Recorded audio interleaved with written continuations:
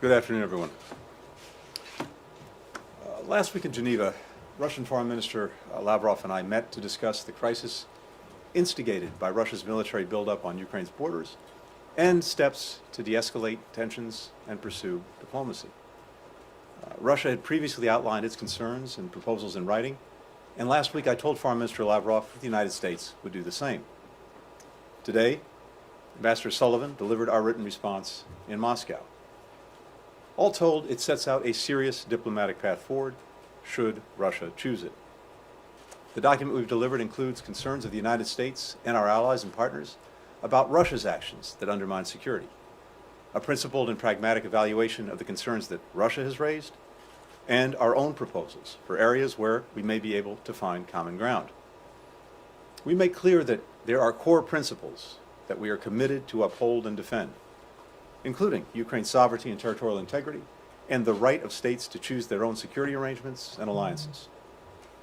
We've addressed the possibility of reciprocal transparency measures regarding force posture in Ukraine, as well as measures to increase confidence regarding military exercises and maneuvers in Europe.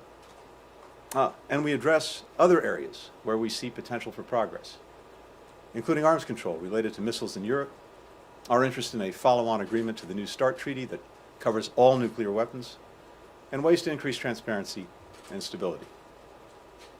We put these ideas forward because they have the potential, if negotiated in good faith, to enhance our security and that of our allies and partners, while also addressing Russia's stated concerns through reciprocal commitments. Our response to Russia reflects what I said in Kyiv, Berlin, and Geneva last week. We're open to dialogue. We prefer diplomacy. And we're prepared to move forward where there is the possibility of communication and cooperation if Russia de-escalates its aggression toward Ukraine, stops the inflammatory rhetoric, and approaches discussions about the future of security in Europe in a spirit of reciprocity. Our responses were fully coordinated with Ukraine and our European allies and partners, with whom we've been consulting continuously for weeks. We sought their input and incorporated it into the final version delivered to Moscow. Additionally, NATO developed and will deliver to Moscow its own paper with ideas and concerns about collective security in Europe, and that paper fully reinforces ours and vice versa. There's no daylight among the United States and our allies and partners on these matters. We shared our response paper with Congress, and I'll be briefing congressional leaders on this later today and consulting with them on our approach. As you know, there's strong bipartisan interest and deep expertise on the Hill when it comes to Ukraine and Russia, and we very much appreciate having Congress as a partner as we move forward. We're not releasing the document publicly because we think that diplomacy has the best chance to succeed if we provide space for confidential talks. We hope and expect that Russia will have the same view and will take our proposals seriously. I expect to speak to Foreign Minister Lavrov in the coming days after Moscow has had a chance to read the paper and is ready to discuss next steps. There should be no doubt about our seriousness of purpose when it comes to diplomacy, and we're acting with equal focus and force to bolster Ukraine's defenses and prepare a swift, united response to further Russian aggression. 3 deliveries of U.S. defensive military assistance arrive in Kyiv this week, carrying additional Javelin missiles and other anti-armor systems, 283 tons of ammunition and non-lethal equipment essential to Ukraine's frontline defenders. More deliveries are expected in the days to come. We provided more defensive security assistance to Ukraine in the past year than in any previous year.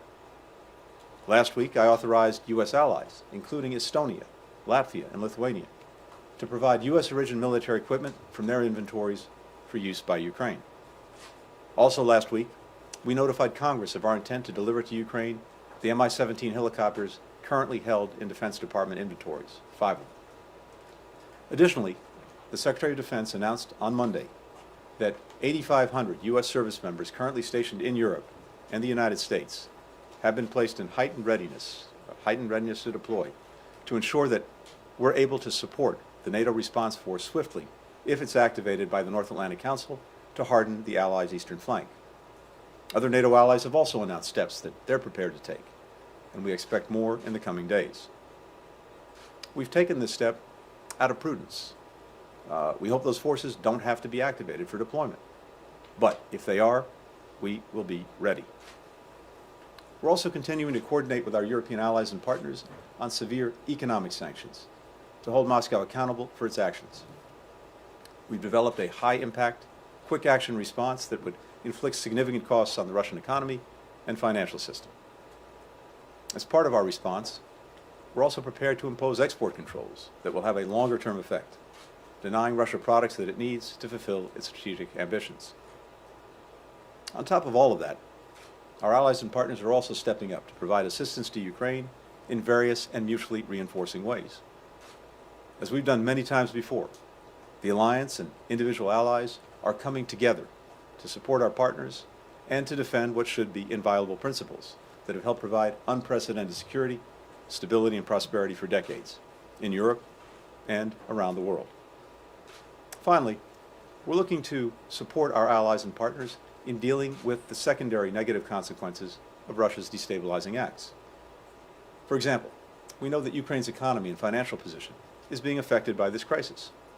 And just as we're bolstering Ukraine's security, so too are we looking for how we can support its economy beyond the significant assistance we're already provided. Our European allies and partners are doing so as well. And that's another matter that I'll have an opportunity to discuss with Congress later this afternoon. As we're taking steps to ensure that the global energy supply isn't disrupted, that too is an important focus. Should Russia choose to weaponize its natural gas by cutting supply to Europe even more than it's already done? We're in discussions with governments and major producers around the world about surging their capacity. We're engaged in detailed conversations with our allies and partners about coordinating our response, including how best to deploy their existing energy stockpiles. All this effort is aimed at mitigating price shocks and ensuring that people in the United States, Europe, and around the world have the energy they need, no matter what Russia decides to do. All told, our actions over the past week have sharpened the choice facing Russia now. We've laid out a diplomatic path. We've lined up steep consequences should Russia choose further aggression. We've stepped forward with more support for Ukraine's security and economy.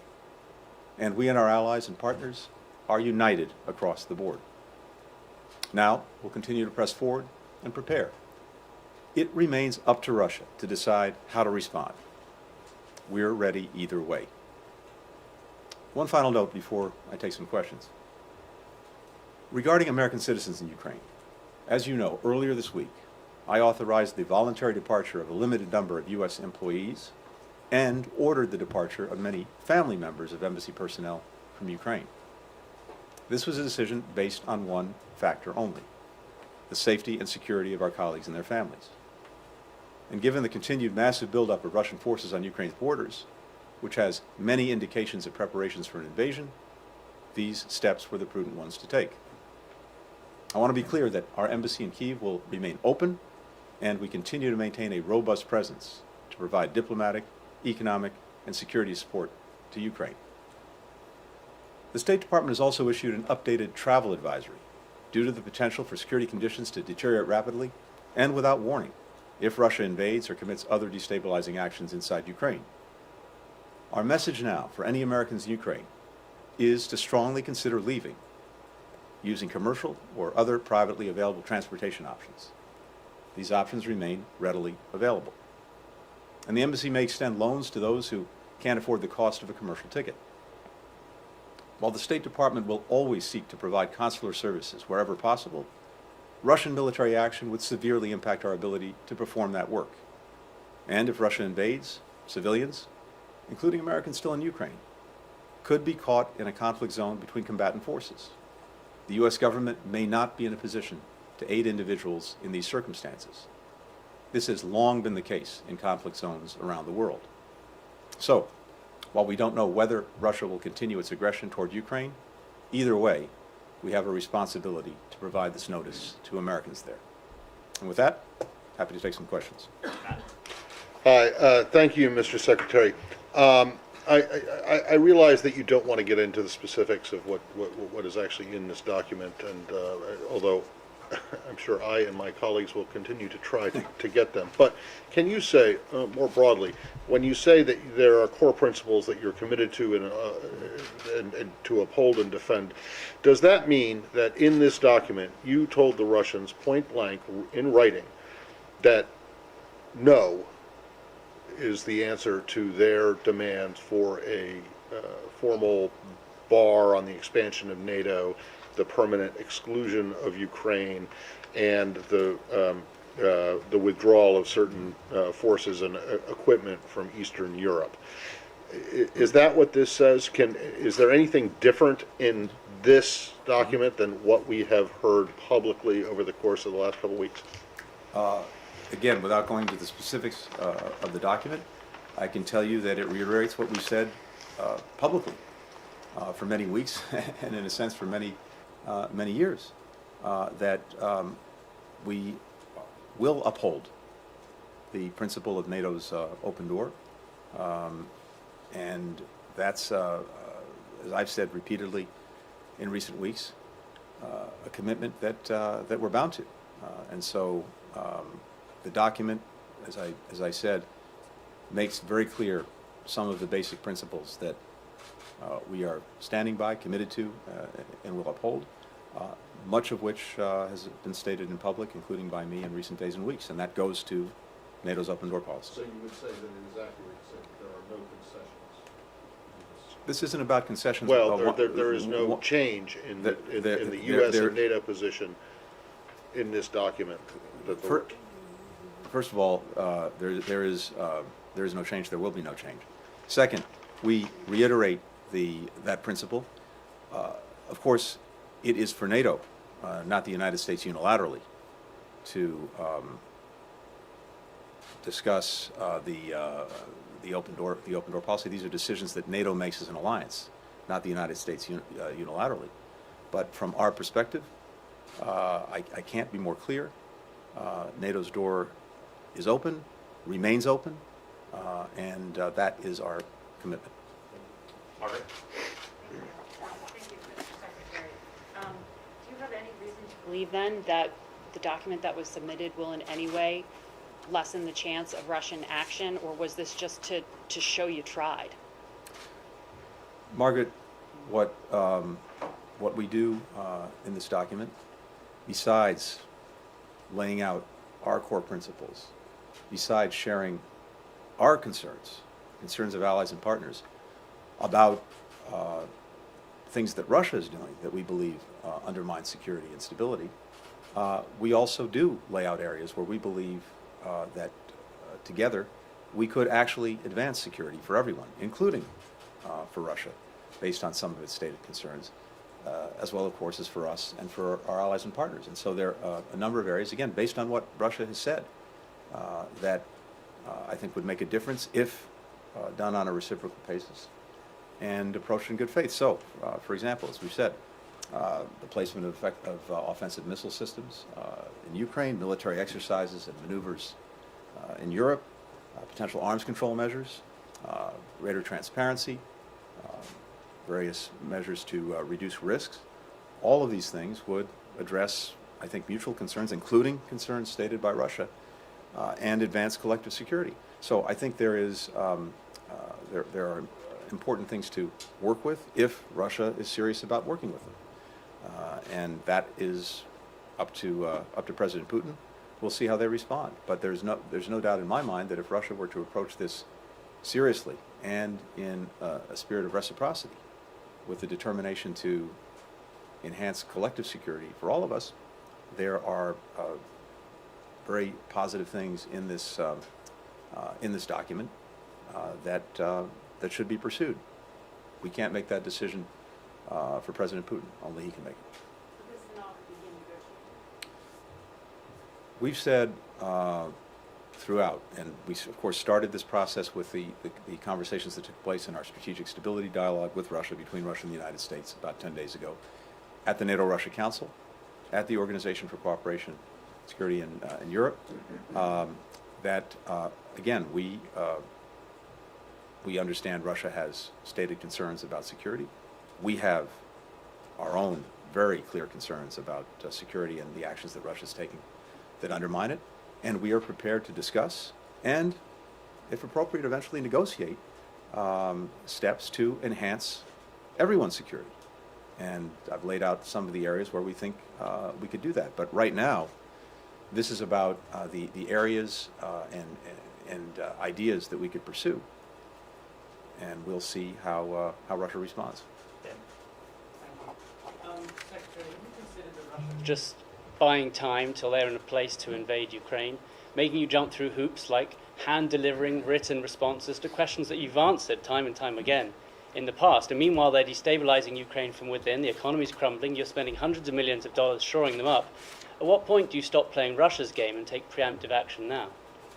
So Ben, first, we're, as you know, not standing still, and we can walk and chew gum at the same time, and that's very much what we've been doing. So we've been clear to Russia that there are two paths, a diplomatic one, but also a path of defense and deterrence, and if Russia chooses aggression, a path that will lead to massive consequences. And so even as we've been engaging in the diplomacy, which is my job and responsibility, we have been very resolutely preparing for Russia to take the other path, the path of aggression. And as I laid out, the work that we've done over the past couple of months in bringing allies and partners together around massive consequences for Russia should it renew its aggression, and the very detailed work that's been done on that. But they're The being shoring up, aggressive let me now. finish if I may, Sorry. please, and then come back to you. The shoring up in very significant ways of our support for Ukraine, including the defensive military support, the drawdown that the President issued in December, which is now being delivered to Ukraine, the additional steps to make sure that defensive military assistance was being made available to Ukraine, including the authorizations that I signed a week ago to allow other countries that have U.S. origin military equipment to share it with Ukraine. The work we're doing to bolster Ukraine's economy, the work we're doing to shore up Europe on energy if there are disruptions as a result of conflict. And, of course, the orders that the President gave, the Secretary of Defense gave earlier this week to make sure that we are fully prepared on a moment's notice to reinforce NATO's eastern flank in the event of renewed Russian aggression. All of those things have been happening very deliberately and effectively over the last many weeks. So these two paths and the approach that we've taken, these are mutually reinforcing. The work that we're doing on defense, on deterrence, bringing allies and partners together, I think reinforces our diplomacy. And at the same time, it's very important that we pursue the diplomacy, whether or not, you may well be right, that Russia is not serious about this at all. But we have an obligation to test that proposition, to pursue the diplomatic path, to leave no diplomatic stone unturned, because for sure, it's far preferable to resolve these differences peacefully, consistent with our principles, than it would be to have renewed aggression, renewed conflict, and everything that will follow from that. But the point is, we're prepared either way. Mark. Hello, Mr. Secretary. I just want to ask you a little bit about the unified approach with Europe. Mm-hmm. What do you make of Germany's stance? For example, they ruled out sending lethal weapons to Ukraine. They prevented Estonia from delivering arms. And today, there was news out that they're sending helmets to Ukraine. A delivery Kiev mayor said was a joke. Would you say that you're happy or satisfied with Germany sending helmets to Ukraine instead of arms shipments? And if I may just ask about President's comments yesterday, he said that he would consider sanctioning Putin personally if he decides to invade. How advanced are these plans? And then again, going back to unity with Europe, has the United States discussed this with Europe, and are they on board? Thank you. First, let me say as a general matter, and I at the risk of patting ourselves on the shoulder, I have to say I was struck when I spoke to the Foreign Affairs Council of the European Union a couple of days ago, that partner after partner, this was in the EU context, but I've heard the same thing at NATO, referenced and the word that was used was unprecedented coordination and consultation with allies and partners on this issue and on this challenge. And one result of that unprecedented coordination and consultation is as I see it, very strong solidarity in terms of the consequences that will befall Russia if it renews aggression against Ukraine. And that is across the board. And that includes Germany. And I was just in Germany, as you know very well, meeting with Chancellor Scholz and spending a lot of time with my German counterpart, Foreign Minister Baerbock. And as I said before, I'm absolutely confident in German solidarity in being together with us and other allies and partners in confronting renewed Russian aggression against Ukraine. Now look, different countries have different authorities, they have different capabilities, they have different areas of expertise, and we're bringing all of those to bear, but doing it in a way that is complementary. And it speaks to the shared commitment that we have to defend Ukraine's territorial integrity, its sovereignty, and its independence. When it comes to sanctions, I think as you heard the President say, everything is on the table. I can tell you this. The steps that we will take together, swiftly, will go directly to things that President Putin cares deeply about, including Russia's ability to engage economically and financially, including its ability to develop technology for the sectors that it cares most about, like defense, like high tech. And as the President said, everything is on the table, and I'll leave it at that. Take a final question from Kelly. Secretary, I was just wondering if this document should be considered a proposal from President Biden to President Putin, and if you can also shine a little bit of light on President Biden's role in crafting this message. Sure. Kelly, again, the document that we've shared with Russia today does a few things. And first and foremost, it states very clearly the principles that we're committed to and that we will defend one way or the other. Second, it lays out our own concerns and allied concerns about actions that Russia is taking, not just with regard to Ukraine, but more broadly in the European theater that we believe undermine security. Third, it addresses concerns that Russia raised in the document that it provided to us a couple of weeks ago. And finally, it suggests areas where, based on reciprocity, we believe we could advance our collective security, again, in ways that address our concerns and in ways that address some of Russia's concerns. That's what this does. It's not a formal negotiating document. It's not explicit proposals. It lays out the areas and some ideas of how we can together, if they're serious, advance collective security. President Biden was intimately involved in this document.